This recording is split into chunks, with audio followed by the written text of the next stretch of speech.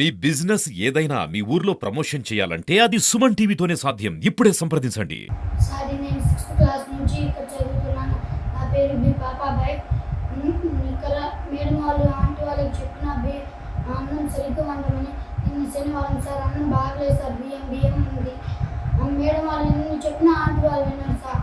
అప్పుడు నేను ఈరోజు పొద్దున్న సార్ ఆంటీ ఏమో నేను అక్కడ జడేపించుకుంటే ఆంటీ ఏమో ఎమ్మెల్యే గారు వచ్చారు సార్. అప్పుడు ఏమో ఆంటీ స్టోర్ అమ్మాయిని పిలిచి స్టోర్ ఉంటే ఆంటీ చెప్తుంది సార్.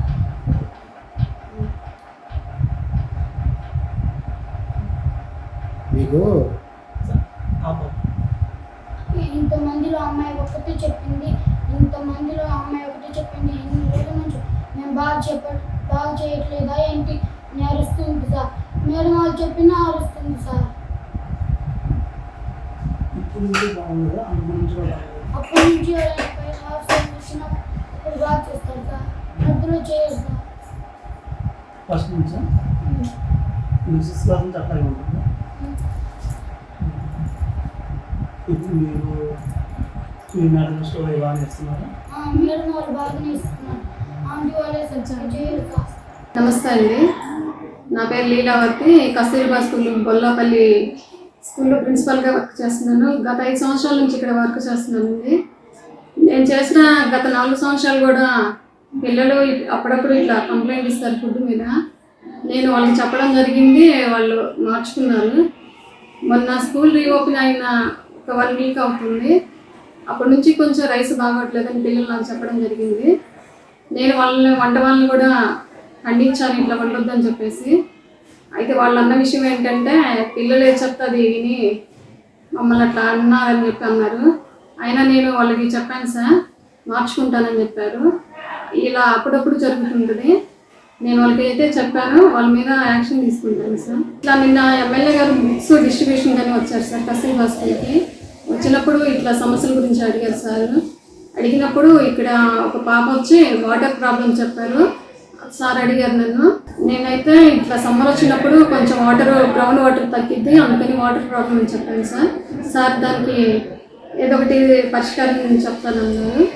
ఇంకొక పాపని అడిగితే ఫుడ్ కొంచెం బాగా ఉండట్లేదు, టేస్ట్గా ఉండట్లేదు అని చెప్పారు సార్. ప్రొవిజన్స్ అయితే టైంలో వస్తుంది.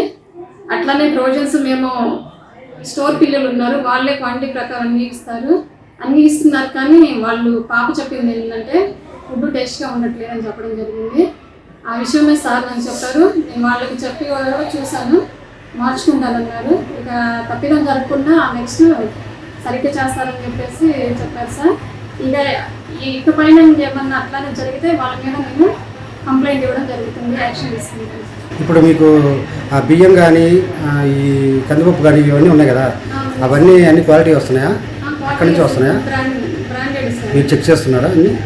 ఎమ్మెల్యే గారు వంట వాళ్ళు పిలిచారు సార్.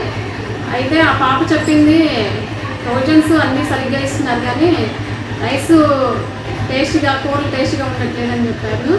ఆ విషయమే సార్ కూడా చెప్పారు. అమ్మ చక్కగా వండండి, అవి తీసుకున్నారు కదా, టేస్ట్గా చేయమని చెప్పారు. సరే చూస్తామని చెప్పారు సార్. ఆ విషయం కూడా నేను వాళ్ళకి చెప్పడం జరిగింది. ఇక నుంచి చక్కగా చేస్తామని చెప్పారు. నాది రేమెంట్స్ అలా నేను 2011లో ఇక్కడ జాయిన్ అయినాను. ఆ రోజు నుంచి ఈ రోజు కూడా నాకు రేమెంట్స్ అలా నా పేరు అమ్ములు. ఆ రోజు ఈ రోజు కూడా నాకు అక్కడ ఏం బాగుంటలేదంటే అన్ని ఇస్తున్నారు, కరెక్ట్గా చేస్తున్నాను. మరి ఈ రోజు ఏం జరిగిందో నాకైతే తెలియదు. కంప్లైంట్ వచ్చింది, పిల్లలు వచ్చింది. మరి అది ఏమైందో కూడా అర్థం కావట్లేదు నాకు. మరి పిల్లకి ఎవరైనా చెప్పారో లేదా ఆ పిల్లకి చేసిందో నాకైతే తెలియదు.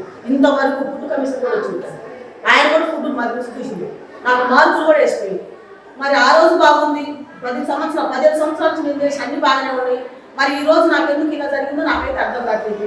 నేను మేడం వాళ్ళకి అడిగిపోతే ఏది లేకపోయినా అడుగుతాను మేడం వాళ్ళని, మేడం మాకు లేవు, మాకు తీసుకురాండి అనగా సరే తీసుకొస్తాం ఏమన్నా వాళ్ళు చెప్తారు. నేను తీసుకొచ్చుకుంటున్నాను, నేను చేస్తున్నాను, నాకు మిమ్మల్ని ప్రకారం నేను చూసుకుంటాను, నేను చదువుతున్నాను, నాకు అక్కడ ఏం కావాలో నేను చూసుకుని అన్ని నేను తెచ్చుకుంటున్నాను, చేసుకుంటున్నాను. నేను ఆయన రావాలని మరి అమ్మాయి ఎందుకు చెప్పిందో నాకు అర్థం కాదు.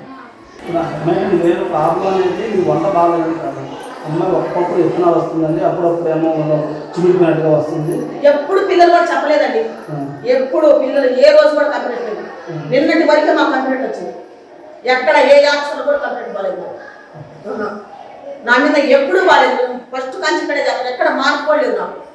క్యాన్సర్ వచ్చినా కూడా నేను బాగాలేదు. నాకు ఇక్కడ బాగుంది. నాకు సొంత రేమిచల్ల దగ్గర నేను చెంచు క్యాస్ట్ కానీ ఇక్కడే ఉంది. ఐటీ ఇచ్చింది మాకు ఉద్యోగం. మరి ఇప్పుడు ఎందుకు వచ్చింది? ముద్దగా అన్నం వండుతున్నారని చెప్పి పాప చెప్పింది. ముద్దగా అన్నం అయింది. ఎందుకైంది? ఎందుకైంది? దాన్ని మేము ఏం చేస్తున్నామంటే బియ్యం కరెక్ట్ లేదమ్మా. ఒక తడ మేము వండితేనేమో ముద్ద అవుతుంది, తర్వాత పలుకు కొడితేనే ఇద్దరు ఉంటుంది. అది మేము సరి చేసుకుంటూనే ఉన్నాం. ఎప్పుడో ఒక తడ జరిగింది సార్, అది జరగదని ఎవరికి లేదు. 200 మందికి మేము పనిచేసేది. 200 మందిలో ఒక్క తడ కాకుండా ఒక్క తడగానే మాకు ప్రాబ్లం అనేది వచ్చింది కదా. దాని విషయంలో మమ్మల్ని ప్రతి వాళ్ళు మాట్లాడితే మరి మేము ఏం చేయాలి మేడం? ఒకటి, ప్రతి వాళ్ళు అంటే వాళ్ళు ప్రతి ఒక్కరు మేము అడగాలి. ఎందుకంటే పిల్లలు మీ ఇంట్లో అన్నం తింటారు కదా, అట్లాగే పిల్లలు కూడా తినాలి కాబట్టి వాళ్ళు మీలాగా చూసుకోవాలి. అది మళ్ళీ పుస్తకం పెట్టుకున్నారు. ఈ రోజు టిఫిన్ చేసింది ఎవరు, ఈ రోజు వంట చేసింది ఎవరు, ఈ రోజు సాయంత్రం వంట చేసింది ఎవరు, మొత్తం రాసి పెడుతున్నారు. ఉంది లిస్ట్. మరి ఏం జరిగిందో నాకు తెలియదు. అది బియ్యం ఇప్పుడు టోటల్గా విషయం అయితే 1-2 సార్లు జరిగిందంటారు కాబట్టి జనరల్గా జరిగింది. కాకపోతే హాస్టల్లో మేము ఏంటంటే బియ్యం సరి చేసుకుంటాం, లేకపోతే బియ్యం బాగాలేదని మేడం చూడతా. మేడం సరే అందులో ఇది ఎప్పుడు పెట్టకుండా చేసుకోండి, మీరు జాగ్రత్తగా చేసుకున్నామంటే మేము జాగ్రత్తగా చేసుకుంటాం. అంతేగాని పిల్లలు ఏదన్నా మీరు పిల్లలకి భోజనం ముద్దగా ఉంది, మనకు కావాల్సింది అది. మీరు సరి చేసుకుంటానని చెప్పాను సార్. నేను మేడం వల్ల కూడా చెప్పాను. మేడం అన్నం వాళ్ళని కూడా తెలుసుకొచ్చి నేను చూపెడతాను అన్నం. నేను ఒక్కదాన్ని నేను సపరేట్ చేయట్లేదు. ఏది బాగా మేడం ఇది జరుగుతుంది.